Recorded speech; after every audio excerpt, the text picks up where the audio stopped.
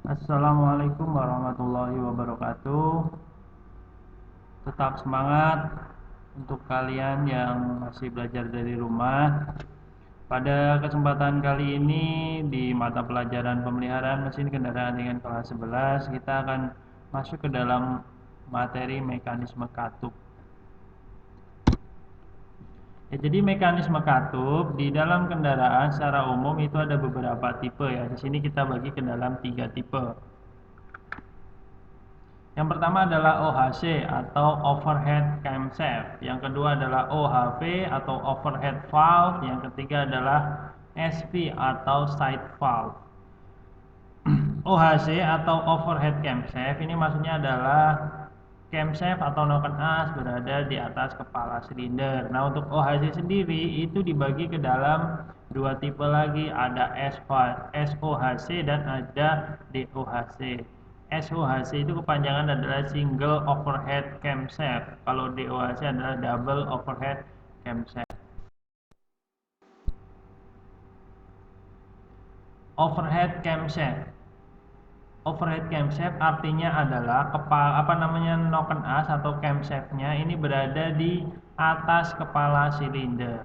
Nah, kalau kita lihat di sini bagian-bagian dari sebuah kendaraan itu ada nok masuk, ada nok buang, ada katup buang, ada katup masuk, ada timing bell, ada camshaft timing pulley, ada bed idle, ada crankshaft timing pulley. Nah, ini adalah komponen dari sebuah kendaraan untuk mekanisme katupnya. Jadi putaran dari poros engkol itu diteruskan ke ke camshaft atau ke noken as melalui yang namanya ini belt atau timing belt. Jadi belt ini meneruskan putaran dari poros engkol atau crankshaft menuju ke camshaft atau noken as. Jadi berputarnya noken as itu karena adanya timing belt yang menyambungkan putaran poros engkol ke camshaft atau noken as. Ini adalah overhead valve. Kalau yang pertama tadi apa? Kita lihat dulu. Overhead camshaft. Jadi camshaftnya ada di atas. Kalau yang berikutnya ini overhead valve. Jadi katupnya atau klepnya yang ada di atas. Noken asnya ada di mana? Ini ada di bawah. Kalau tadi noken asnya ada di atas, kalau ini sekarang noken asnya di bawah. Ini namanya klepnya di atas, makanya overhead valve. Side valve atau katup di samping. Nih, katupnya ada di samping. Kelebihan dari katup yang ada di samping ini apa? Berarti mesin ini ukurannya pendek, tidak tinggi ya. Jadi karena valve-nya di atas, tapi dia akan lebih lebar. Ini keuntungan dari valve. Mekanisme penggerak katup yang pertama adalah timing gear, timing chain, dan timing belt. Ya, jadi ada beberapa model atau tipe untuk menggerakkan mekanisme katup. Jadi ada yang menggunakan timing gear, jadi dia terkaitan antara roda gigi atau gear. Yang kedua timing chain, dia menggunakan rantai. Yang ketiga adalah timing belt, dia menggunakan sabuk. Timing gear. Nah, yang dimaksud dengan timing gear di sini. Jadi dia gear pada poros engkol atau crankshaft itu nanti berkaitan dengan gear timing yang ada di noken as atau camshaft. Jadi kalau roda ini poros engkol ini nama tekniknya adalah crankshaft, sementara noken as namanya adalah camshaft. Nah, ini adalah mekanisme katup yang menggunakan timing gear. Jadi gear ya, gear keterkaitan antar gear untuk menggerakkan katup naik turun. Tanda pemasangan. Nah, ketika nanti kalian melakukan pembongkaran, di setiap roda gigi ini ada tandanya. Jadi tandanya harus pas. Di sini ada titik. Jadi titik antara roda gigi di crankshaft dengan roda gigi yang ada di timing camshaft ini harus sejajar. Yang berikutnya adalah timing chain atau menggunakan rantai. Jadi ini nokennya di atas, yang meneruskan putaran dari poros engkol menuju ke camshaft ini adalah menggunakan rantai atau chain, makanya disebut timing chain. Fungsinya semuanya sebenarnya sama, jadi supaya rocker as berputar sehingga nanti rocker arm ini menekan katup ke bawah dan kembali ke atas untuk bekerjanya katup. Tanda pemasangan juga sama di sini. Jadi di bawah ini ada tandanya, di atas juga ada tandanya. Jadi harus lurus ya ketika kalian ingin melakukan pemasangan. Jadi untuk yang gear tadi, ini ada titik 2, ini harus lurus. Ada simbol huruf N, di sini juga ada titiknya, semuanya harus lurus. Kalau nggak lurus emang kenapa Pak? Ya nanti mesin akan susah hidup, itu yang pertama. Kalau nggak nanti akan terjadi tumbukan antara katup atau valve dengan piston.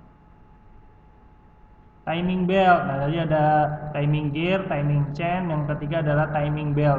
Kalau timing belt ini dia menggunakan sabuk atau belt. Keuntungannya adalah silent suaranya, karena tidak ada suara gesekan. Kalau misalnya pakai timing gear, pakai timing chain, pakai rantai itu berisik ya, karena rantai kalau kendor sedikit aja dia langsung berisik. Nah, bagaimana cara pemeriksaan belt yang bagus atau benar? Nah, ini kita balik. Kalau drive belt yang baru itu tidak ada retak-retak. Nah, tapi kalau sudah ada retak-retak ini, maka harus diganti. Jika bel tidak diganti, bel akan memburuk dan putus, kendaraan akan mogok. Ini sama juga berlaku di kendaraan tipe matic sepeda motor ya. Jadi kalau sepeda motor matic itu yang memutarkan putaran dari mesin ke roda belakang itu adalah beltnya ini. Jadi beltnya juga harus diperiksa. Jika timing belt tidak diganti, gigi-gigi timing belt menjadi keterkikis atau belt putus, valve timing terganggu, mesin mogok dan tidak dapat di-start kembali. Pada beberapa mesin, katup dan piston akan saling berbenturan dan mengakibatkan kerusakan. Mesin perlu di-overhaul. Nah, ini kalau misalnya pemeriksaannya ini tidak berkala, kalau misalnya sampai putus, kerusakannya akan banyak sekali ya. Jadi nanti bisa jadi pistonnya jebol, klepnya bengkok dan sebagainya, stangnya bengkok. Komponen dari timing belt hampir sama sih semuanya. Jadi ini hanya meneruskan putaran dari poros engkol menuju ke camshaft atau noken as. Prosedur pemasangannya juga tetap sama. Di sini ada titiknya. Jadi disesuaikan puli dengan titik yang ada di covernya. Pasang crankshaft, puli dan flank puli. Convex shape saling bertolak belakang. Nah ini. Jadi ada tutupnya ya depan belakang supaya apa? Beltnya itu tidak keluar-keluar.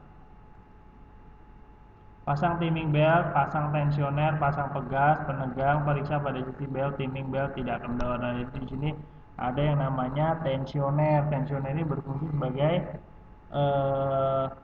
penegangnya supaya tidak kendor. Putar mesin sampai piston mencapai TMA atau titik mati atas, kencangkan adjustable side, kencangkan fulcrum side. Jadi ini bautnya ya, yang buat nyetel ini apa tadi namanya tensioner. Ada beberapa kasus di kendaraan itu suaranya berisik karena apa? Tensionernya ini sudah longgar. Jadi di sini ada bearing, kalau bearingnya ini sudah rusak pasti akan suara berisik. Komponen mekanisme katup yang berikutnya adalah rocker arm, katup, pegas katup, push rod, taper, poros knob, dudukan katup, lubang laluan katup. Rocker arm, nah jadi rocker arm itu bentuknya seperti ini ya. Ini namanya rocker arm, ini 1, 2 ini rocker arm, ini rocker arm. Jadi yang bentuknya seperti kepala burung, itu rocker arm. Kekocakan rocker arm, diameter rocker arm, jadi bisa kita ukur ketika misalnya kita melakukan overhaul. Jadi kita ukur menggunakan mikrometer untuk diameternya.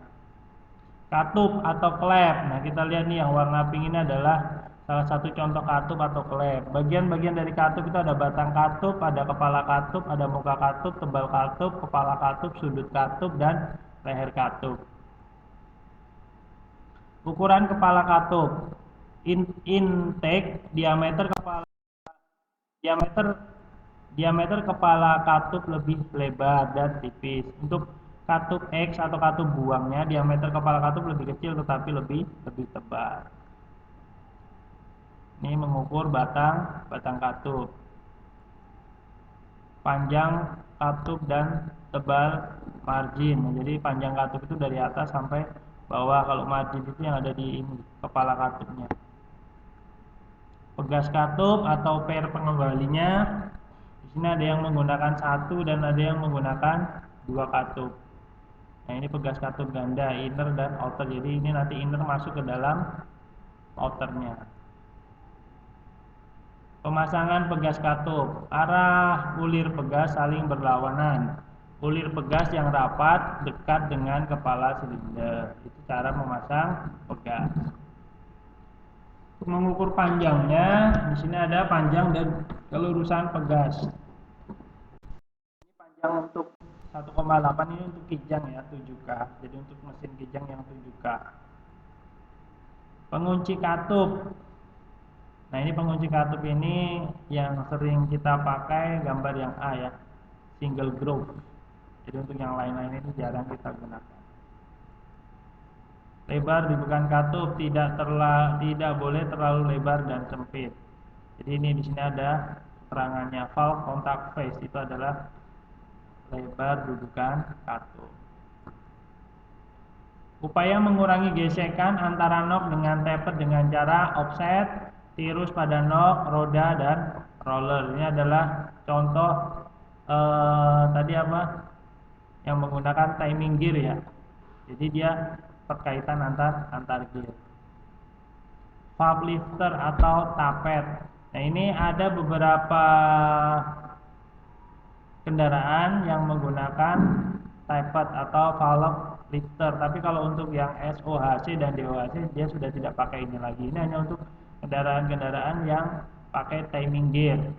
Jadi posisi token asnya masih di bawah. Diameter rantai dan sproket. Nah, ini kalau kalian melakukan overhaul dicek seperti ini menggunakan jangka sorong.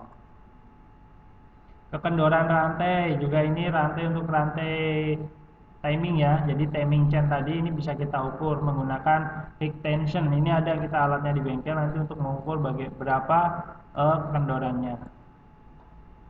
Tensionernya juga nanti bisa kita ukur ketebalannya. Ini karena lama-lama bisa habis, makanya kita harus pengecekan, jadi harus diukur. Poros knock atau knocken as itu ada seperti ini. Ini ada gigi Deming, dia yang meneruskan putaran. Ada knock penggerak pompa bensin, ada gigi penggerak distributor, ada knock dan ada jurnal. Ya, nanti akan menekan rocker arm ini adalah knock ini. Jadi knocknya ini, setiap knock ini akan menekan satu buah rocker arm untuk menekan katup atau klep. Pengukuran run out poros knock. Nah, ini kalau kita melakukan pemeriksaan untuk pembongkaran knock as. Jadi kita cek run outnya menggunakan dial indikator. Nah, ini adalah penjelasan tentang mekanisme katup. Ketika ada pertanyaan silahkan diajukan di aplikasi pembelajaran yang kita gunakan. Terima kasih. Assalamualaikum warahmatullahi wabarakatuh.